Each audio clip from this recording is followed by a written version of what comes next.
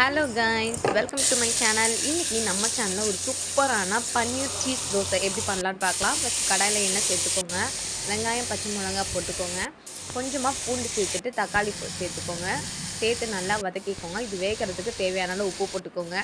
காரத்துக்கு பார்த்திங்கன்னா கொஞ்சமாக மிளகாத்தூள், அதுக்கப்புறம் மஞ்சள் போட்டுக்கோங்க, கொஞ்சம் கரம் மசாலா போட்டுட்டு ரெடி பண்ணி வச்சுக்கோங்க. இதில் பார்த்திங்கன்னா மெயினாக நமக்கு தேவை பன்னீர் தான். அது நல்லா துருவி வச்சுருக்கேன். துருவிட்டு இதோட சேர்த்து நல்லா மிக்ஸ் பண்ணிக்கோங்க. கொஞ்சம் மல்லி இலை சேர்த்திங்கன்னா உங்கள் ஸ்டஃபிங் ரெடி ஆகிடும். இன்னொரு பக்கம் பார்த்திங்கன்னா நம்ம தோசை ஊற்றிக்கலாம். இந்த டைமில் பார்த்திங்கன்னா நல்லா நெய் சேர்த்துக்கோங்க.